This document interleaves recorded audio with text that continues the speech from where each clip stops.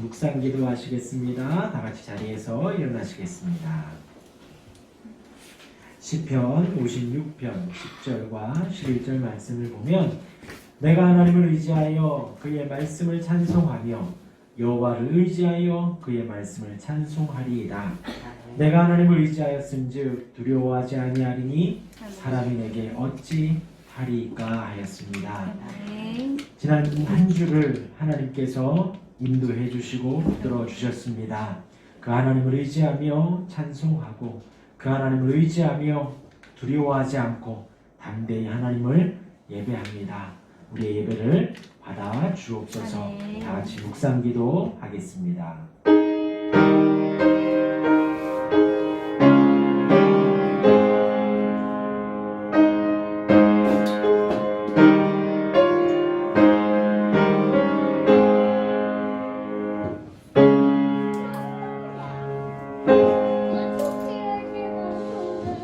하나님, 세상이 나를 치료하고 나를 삼키려 하지만 하나님께서 지켜주시고 인도해 주십니다.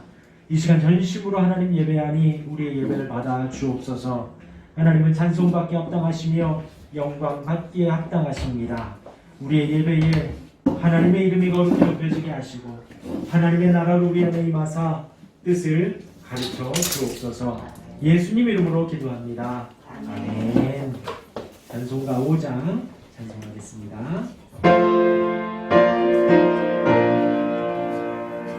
이 천지가 만물을 다 복 주시는 주여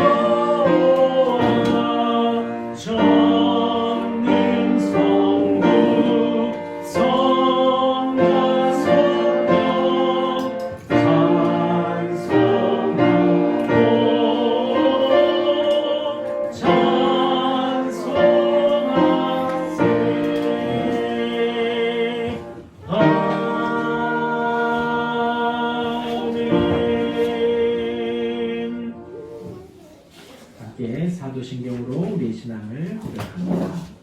전능하사 천지를 만드신 하나님 아버지를 내가 믿사오며 그의 아들 우리 주 예수 그리스도를 믿사오니 이는 성령으로 잉태하사 동정녀 마리아에게 나시고 본디오 빌라도에게 고난을 받으사 십자가에 못 박혀 죽으시고 장사한 지 사흘 만에 죽은 자 가운데서 다시 살아나시며 하늘에 오르사 전능하신 하나님 우편에 앉아 계시다가 저리로서 산 자와 죽은 자를 심판하러 오시리라.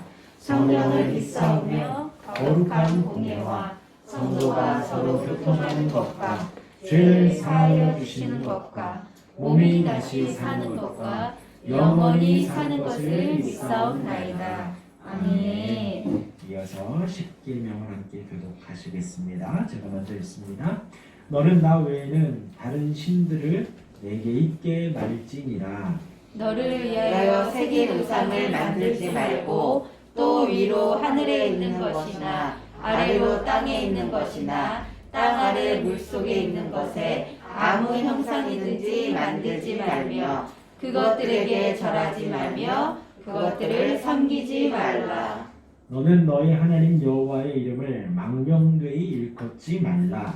안식일을 기억하여 거룩히 지키라. 내 부모를 공경하라. 살인하지 말지니라. 간음하지 말지니라. 도둑질하지 말지니라. 내 이웃에 대하여 거짓 증거하지 말지니라. 내 이웃의 집을 탐내지 말지니라.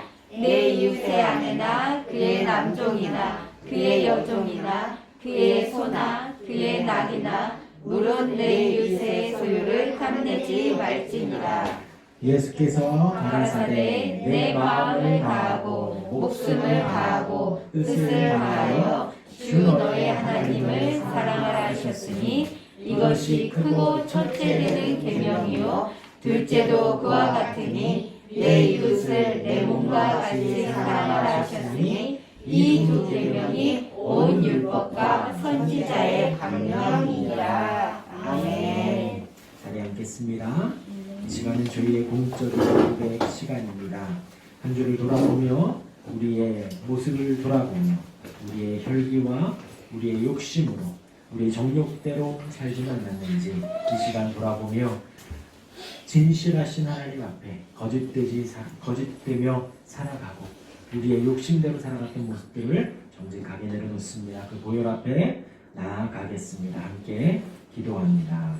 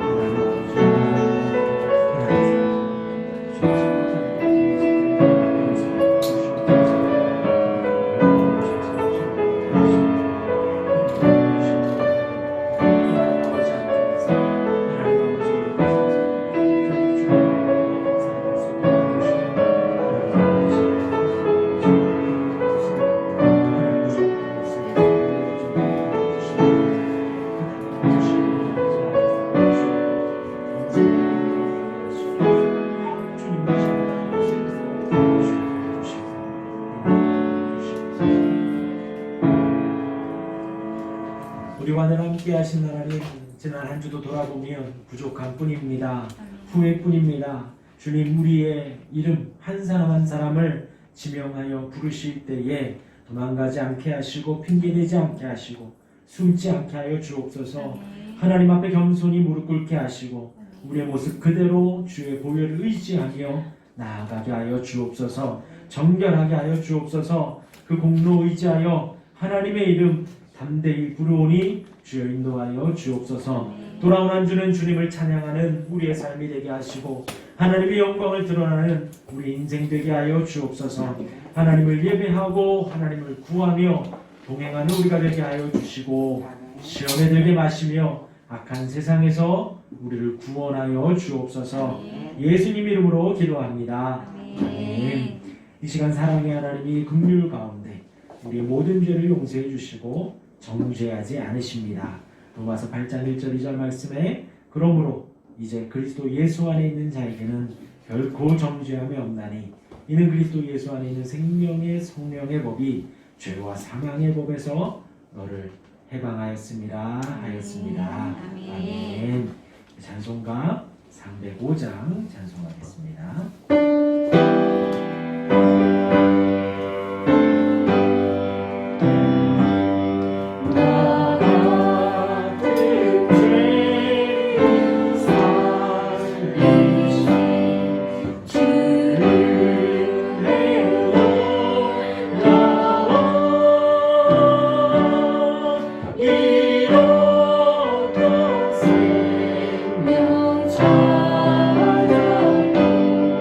가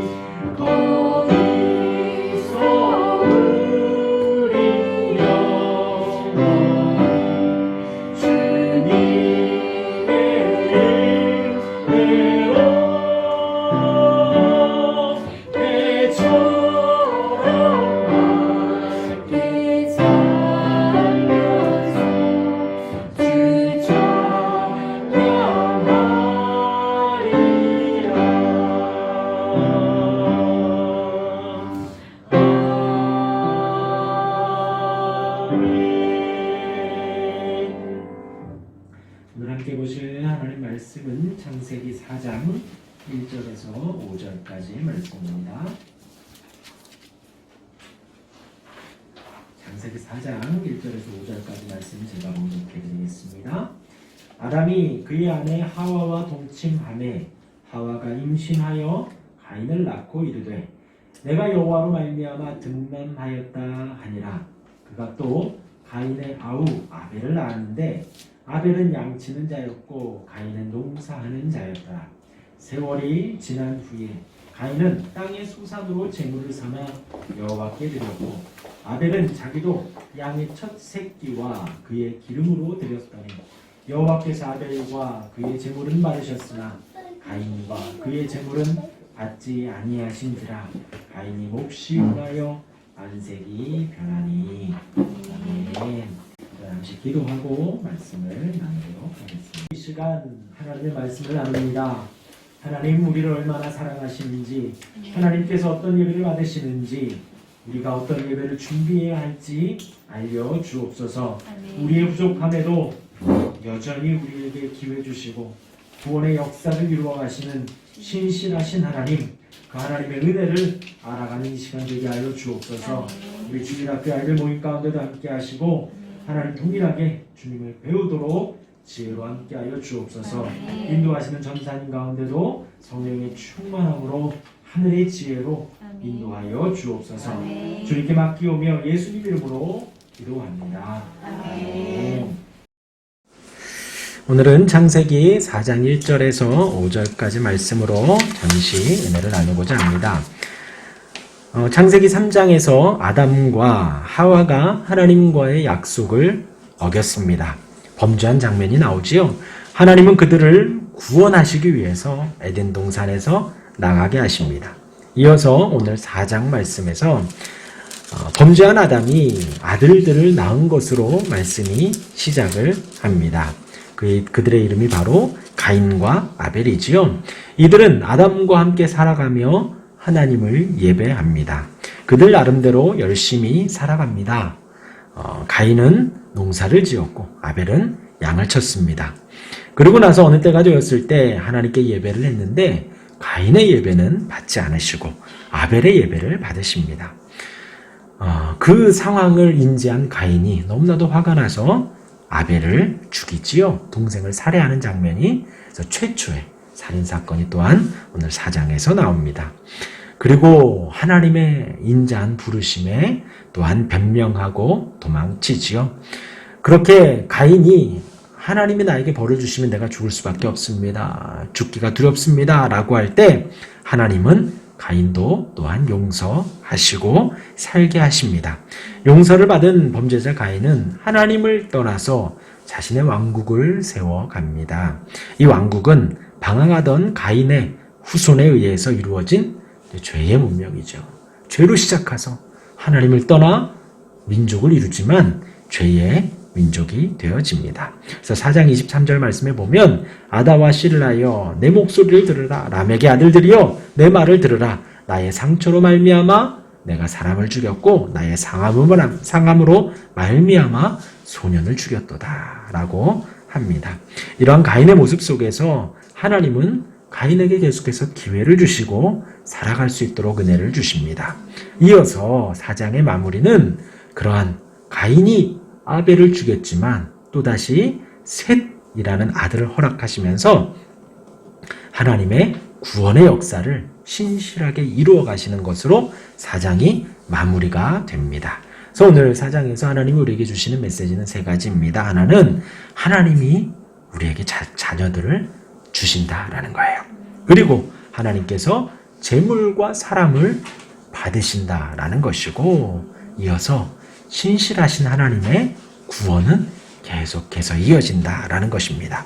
첫 번째로 하나님께서 이제 4장의 시작이 4장 1절 우리 같이 한번 읽어보겠습니다. 시작. 아담이 그의 아내 하와와 동침하매 하와가 임신하여 가인을 낳고 내가 여호와로 말미암아 득남하였다 하니라. 하나님께서 직접 만드셨습니다. 누구를요? 아담을요. 그리고 아담의 갈빗대를 취하여서 하와를 만드셨습니다. 그리고서는 그들의 첫 자녀가 가인과 아벨입니다. 이 가인의 이름의 뜻은 세우다, 건립하다, 획득하다, 얻다 라는 뜻의 긍정적인 뜻을 가지고 있습니다. 아담과 하와는 3장에서 하나님과의 언약을 거역하지요. 하나님은 그런 이들에게 구원의 말씀을 주십니다. 여자의 후손으로 말미암아 뱀의 머리를 상하게 할 것이다. 아담과 하와는 아마 그 후손을 기대했을 거예요. 그래서 하나님께서 가인을 허락하셨을 때 외치게 됩니다. 내가 여호와로 말미암아 등남하였다. 여호와께서 함께 하심으로 내가 등남할 수 있었다라는 것이죠. 그러니까 이 말이 우리가 늘 들었던 말이지만 한 번 더 생각을 해보면 아담과 하와가 그러니까 하와가 아담으로 말미암아 아들을 얻었다라고 한 게 아니라 하나님이 나에게 허락하셨다. 하나님으로 말미암아 내가 자식을 얻었다라는 거예요. 성경에서는 이제 부부간의 사랑의 열매로 자식이 나오는데 그 자식이 어떤 우연이나 사람의 노력을 해서 주어진 것이 아니라고 성경은 말합니다. 하나님이 우리에게 주신 축복들 중에 하나인데 하나님의 놀라운 선물이라고 성경은 말합니다. 시편 127편 3절 말씀에 보라 자식들은 여호와의 기업이요 태의 열매는 그의 상급이로다. 솔로몬의 시편입니다. 하나님이 주신 상급이고 기업이다 라고 솔로몬이 고백을 하는 것입니다. 직역해보면 보라 아들은 여호와로부터 온 유산이다 라는 거예요.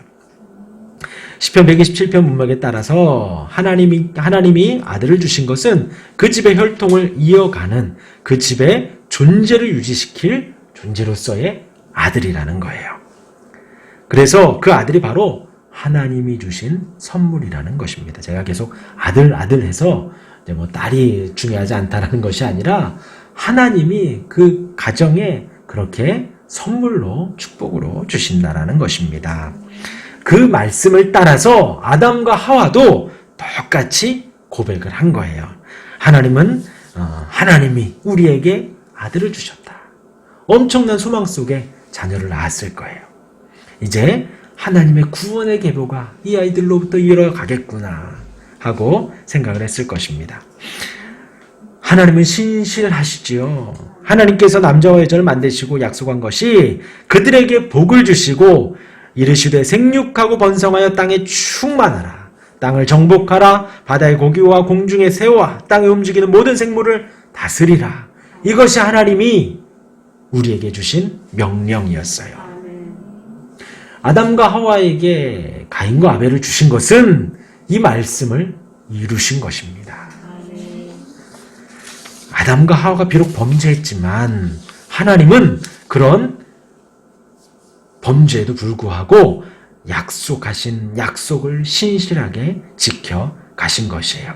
그래서 아담과 하와가 가인과 아벨을 낳고 신실하신 하나님의 약속의 성취이고 하나님이 우리에게 아들을 주셨다라고 당당하게 고백을 한 것입니다.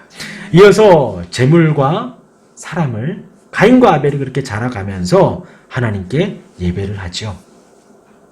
아담과 하와가 그 자식들을 낳고 어떻게 키웠을까요? 어떻게? 아담과 하와는 하나님을 직접 목소리를 듣고 아담아 내가 어디 있느냐? 또 하나님의 명령을 들어서 그 에덴 동산을 정말 은혜롭게 잘 다스렸던 사람이 바로 아담입니다. 하나님께서 직접 만든 사람이에요. 그리고 갈빗대를 떼서 여인을 만들었습니다. 그리고 가인과 아벨을 낳았는데 얼마나 지금도 자녀를 보면 사랑스러운데 지금도 자식들을 보면 사랑스럽잖아요. 그 큰 아이들도 애잖아요. 집을 나서면은 차 조심해라, 사람 조심해라, 그러잖아요. 그런데 아담과 하와가 가인과 아벨을 낳고 얼마나 이뻤겠어요. 그리고 그때는 미디어가 있는 것도 아니었을 테니 아담과 하와가 가지고 있는 지식은 하나님에 대한 지식이 전부였을 겁니다. 그것을 가지고 가인과 아벨을 키웠을 거예요. 신앙으로 키우고 믿음으로 키우고 하나님이 어떤 분인지 하나님이 어떻게 하나님께 예배해야 하는지 정말 잘 신앙으로 키웠을 것입니다. 그렇게 아담과 하와는 가인과 아벨을 키우는데 오늘 이제 2절과 3절 말씀 우리 같이 한번 읽어보겠습니다. 2절과 3절 시작. 그가 또 가인의 아우 아벨을 낳았는데 아벨은 양치는 자였고 가인은 농사하는 자였더라. 세월이 지난 후에 가인은 땅의 소산으로 제물을 삼아 드렸고 했습니다. 그렇게 하나님께서 키워갔는데 아벨은 양치는 양을 치면서 살았고 가인은 농사하며 살았습니다. 뭐 양치는 거나 농사하는 거나 쉽지 않았을 거예요. 열심히 살았을 것입니다. 주목할 것은 그렇게 3절의 시작 세월이 지난 후에 라는 거예요. 그들이 이제 자라오고 뭐 이들도 아마 시시때때로 하나님을 예배했을 것입니다. 제사를 했을 거예요. 그런데 세월이 지난 후 어느 시점을 말하는 거예요. 하나님께서 이들을 지켜보다가 어느 시점에서 하나님께서 한번 보겠다는 것입니다. 그들이 하나님께 예배를 합니다. 3절에 세월이 지난 후에 가인은 땅의 소산으로 제물을 삼아 여호와께 드렸고 4절에 아벨은 자기도 양의 첫 새끼와 기쁨으로 드렸습니다.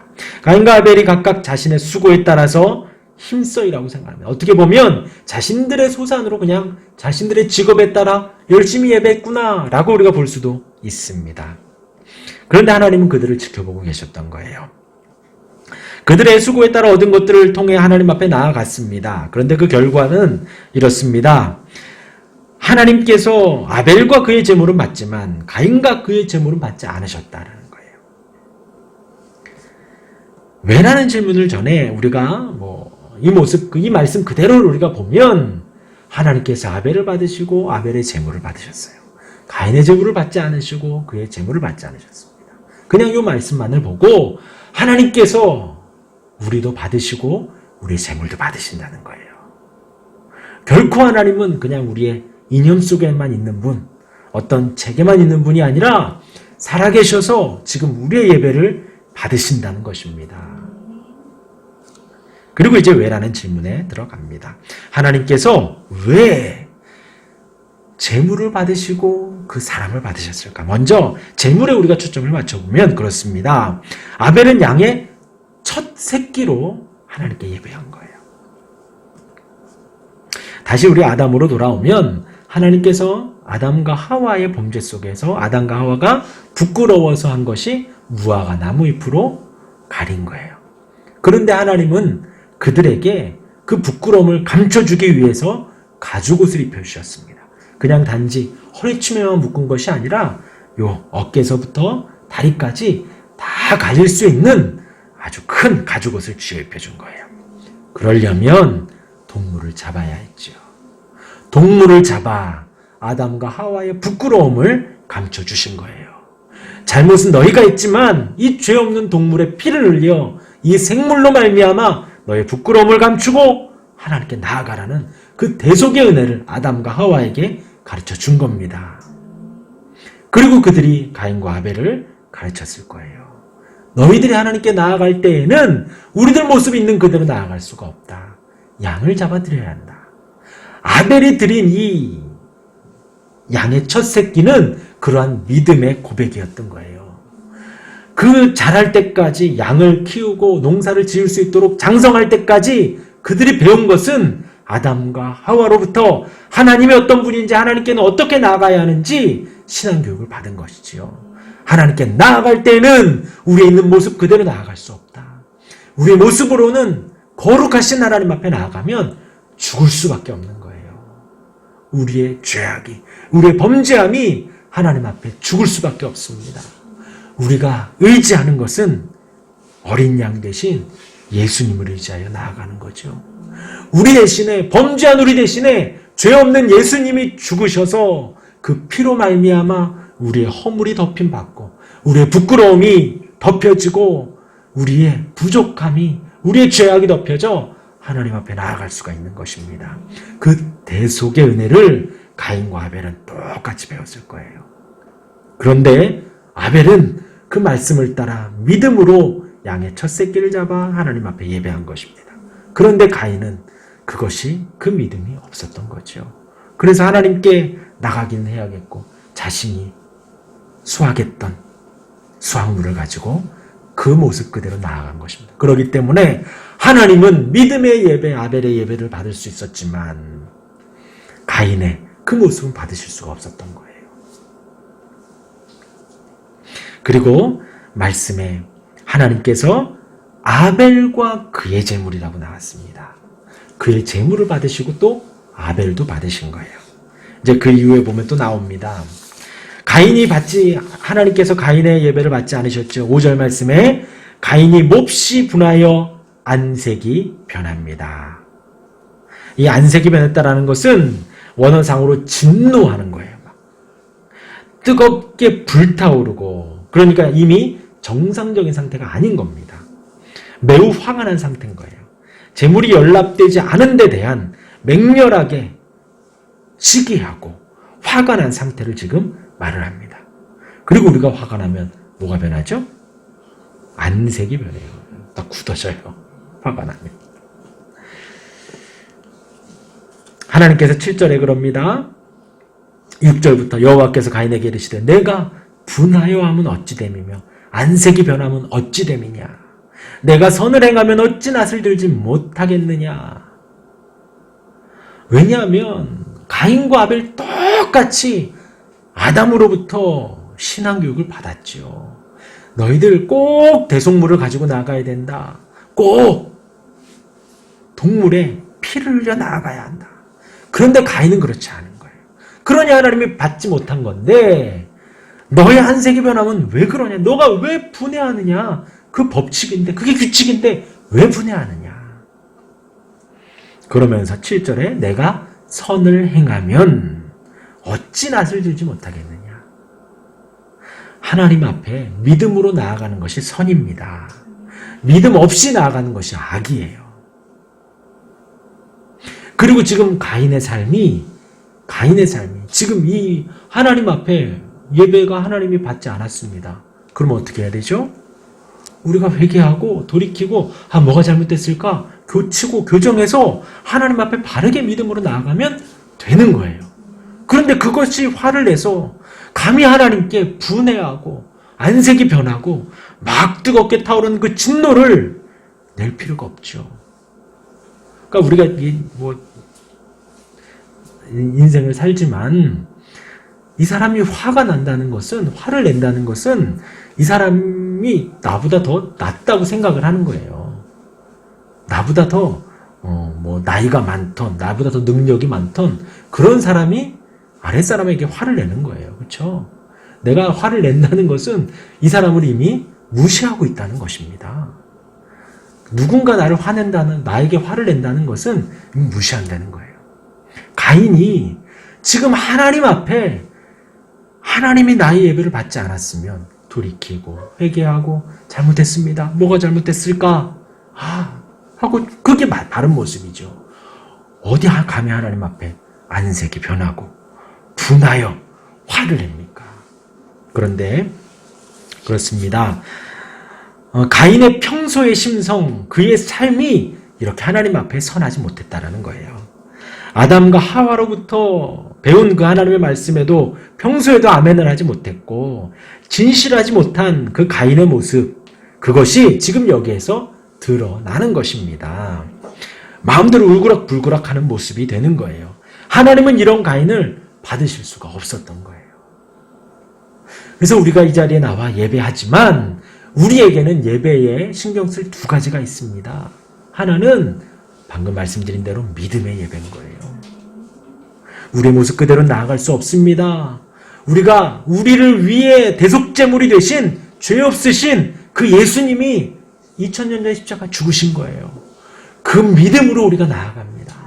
그 보혈이 나의 모든 죄를 용서해 주시고 그 예수님의 희생이 나의 부끄러움을 씻어주시는 그 믿음으로 하나님께 나아갑니다. 그리고 또 다른 한편으로는 우리의 평소의 삶에 이런 분함과 이런 거짓됨과 이런 부족함에 어떻게든 조금이라도 진실하고 조금이라도 온유하고 조금이라도 사랑 많은 그 모습으로, 성령의 열매의 모습으로 우리가 나아가야겠죠. 근데 이제 이게 사실 되지 않으면 주일날 예배는 정말 우리가 깔끔하고 예배하지만 내일부터의 삶이 엉망이 되면 안 된다는 거예요. 지금 가인이 화를 내는 게 어쩌다가 화를 내는 것이 아니다라는 거예요. 평소의 삶이 늘 분하고 늘 화를 내고 그렇죠. 그 하나님께서 세월이 지난 후에 그 어느 한 시점을 지금 찍으신 거거든요. 그런데 그 하나의 예배에 동생을 그냥 동생에게 주먹질 한번 한 것이 아니라 동생을 죽이기까지. 그것이 하루아침에 우발적 범죄로 되겠느냐라는 거죠. 그런 가인의 모습을 하나님은 받지 못하셨던 거예요. 우리에게도 동일하게 적용을 해봐야겠습니다. 그래서 성경에 순종이 제사보다 낫다는 거예요. 우리의 거룩한 삶의 거룩함, 순종과 진실함이 하나님 앞에 불순종하고 화내고 거짓된 아름다운 제사보다 그 순종이 낫다는 것이죠. 우리의 재물은 우리의 중보자 되신 예수님을 의지하여 믿음으로 나아가는 것입니다. 더불어 우리의 모습, 우리의 삶의 순간순간까지도 하나님 앞에 거룩하고 진실한 재물로 나아가야겠습니다. 그러한 어떤 가인의 모습 속에서 하나님은 가인에게 더불어 은혜를 주십니다. 가인에게 죽임을 면하게 해주시는 구원을 허락해 주시지요. 가인이 아벨을 죽입니다. 그 이후 가인의 모습은 아담의 모습과 매우 비슷하지요. 여호와께서 가인에게 이르시되 내 아우 아벨이 어디 있느냐? 네, 거기에서 무릎을 꿇어야 되죠. 바른 모범 답안은. 근데 가인이 그럽니다. 내가 내 아우를 지키는 자니까. 하나님께서 가인을 부르심은 하나님이 매우 인격적이라는 거예요. 그럼에도 불구하고 하나님은 대화하고 이해시켜주고 너의 잘못이 어떠한지 계속해서 설득하려고 하는 하나님의 부르심입니다. 그의 진실한 회개의 모습을 보고 싶으셨지만 가인은 아담이 변명한 것처럼 자기의 잘못을 부인하고 변명하기에 급급합니다. 그러한 가인에게 하나님이 벌을 주려고 하자 13절 말씀에 가인이 이렇습니다. 가인이 여호와께 아뢰되 내 죄벌이 지기가 너무 무겁습니다.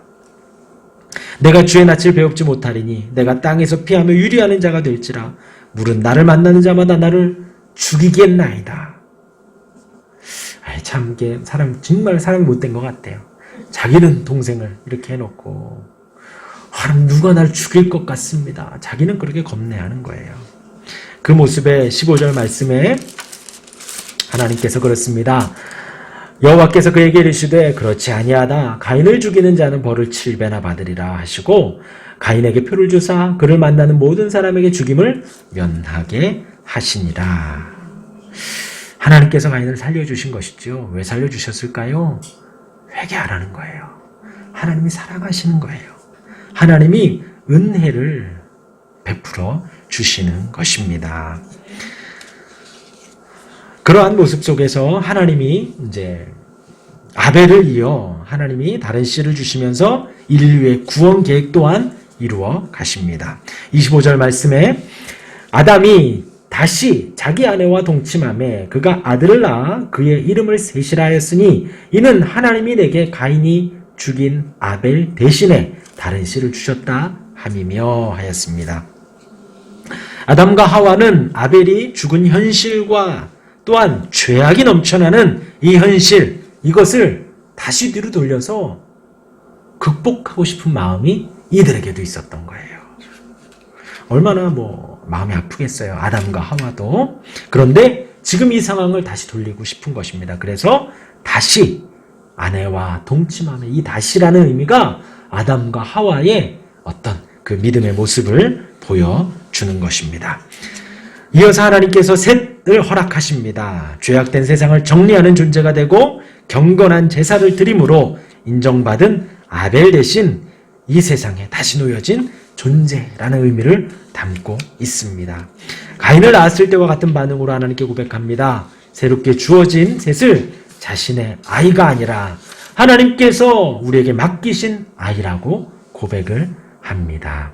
아벨 대신에 다른 씨를 주셨다 함이며 그렇게 허락을 하십니다.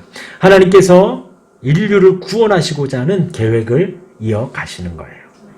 하나님이 셋을 허락하시고요. 이제 4장이 마무리가 되지요. 그리고 5장 끝에 누가 나오냐? 노아가 나와요. 노아가. 하나님께서 죽은 아벨 대신하여 셋을 주시고 그 셋을 이어서 노아를 허락하시며 구원의 계보를 이어가시려는 것입니다. 하나님께서 신실하시게 약속을 이어가시는 것이죠. 또 다른 한편으로 보면 가인을 통해서 약간 어그러진 것 같습니다. 하나님은 아벨을 통해서 이루기 원했거든요. 근데 가인이 죽임으로 말미암아 하나님의 계획이 수포로 돌아갈 것 같고 끝난 것 같아 보이지만 하나님은 셋을 허락하시면서 계속해서 신실하게 그 구원의 여정을, 구원의 서정을 이어가십니다. 정리하겠습니다. 4장은 여전히 은혜로운 하나님의 모습을 기록합니다. 4장에서 우리에게 주시는 메시지, 하나님이 우리에게 자녀를 주셨다는 거예요. 자녀를 떠나 지금 허락되어진 가족은 하나님이 허락하신 가족이 됩니다. 내가 어떻게 해서 만나고 낳고가 아니라 하나님이 주신 가족과 가정이라는 거예요. 그리고 하나님은 신실하셔서 구원을 이어가십니다. 가인을 구원하시려고 원하시고 또한 하나님이 구원의 계보를 이어가기를 원하십니다. 아담과 하와에게 셋을 허락하시면서 신실하신 구원의 은혜를 이어가십니다. 오늘 하나님이 우리에게도 그 신실하심을 채워 가십니다. 그리고 우리는 오늘 말씀에 아벨의 제물과 아벨을 받으신 하나님을 기억해야겠습니다. 하나님이 우리의 예배를 받으십니다. 믿음으로 드리는 예배를 받으시는 거예요. 그리고 우리의 삶 속에서도 하나님을 의식하며 의지하며 순종하며 진실하게 살아가는 삶의 예배 또한 하나님 앞에 나아가야겠습니다. 기도하겠습니다. 찬송가 270장 찬송하겠습니다.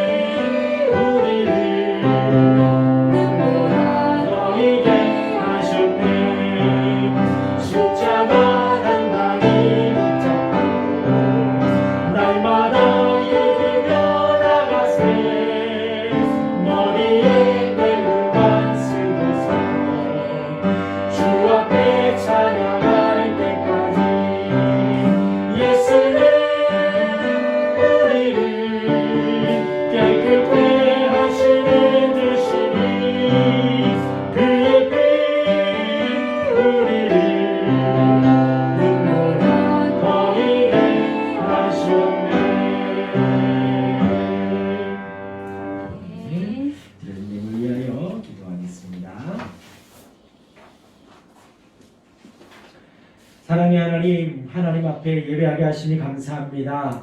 하나님 앞에 우리의 모습 공로 없고 자격 없습니다. 부족함과 연약함 투성입니다. 다만 하나님 우리를 부르시고 인도하셔서 예배할 수 있으니 감사하고 감사할 따름입니다. 한 주를 돌아보면 하나님 주신 건 너무나도 많습니다. 생명도 주시고 만물을 주시고 크신 사랑 속에 독생자 예수님도 주시니 믿음도 주시고 소망도 주시니 너무나도 감사하고 감사합니다. 그 은혜에 보답할 길 없고 갚을 길 없고 다만 그 은혜에 감사하여 예배하며 그 은혜에 감사하며 하나님 주신 물질 중 작은 일부 드립니다. 하나님 우리의 마음을 보신 하나님 부족하지만 정성을 담아드리는 예물을 기뻐받아 주옵소서. 이 예물이 사용될 때마다 하나님의 영광이 드러나게 하시고 하나님의 나라가 확장되게 하시며 많은 영혼들이 구원을 얻는데 사용되게 하여 주옵소서. 드린 손길 축복하사 물질로 인하여 주님을 잊거나 물질로 인하여 하나님을 원망하지 않도록 부족함 없이 채워 주옵소서. 우리 성도님들 지켜주시길 원합니다. 마음을 굳건하게 지켜주시고 모든 뼈마디가 강건하게 하시며 하나님께서 사업이 잘되게 하시고 하나님 인도하셔서 강건하여 주를 예배함에 부족함이 없도록 인도하여 주옵소서. 우리 주일학교와 고등학생들 우리 청년들을 지켜주시길 원합니다.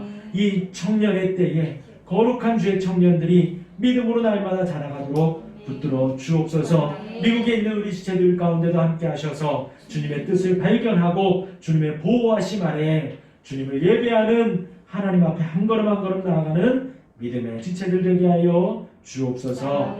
감사드리오며 예수님 이름으로 기도합니다. 아멘.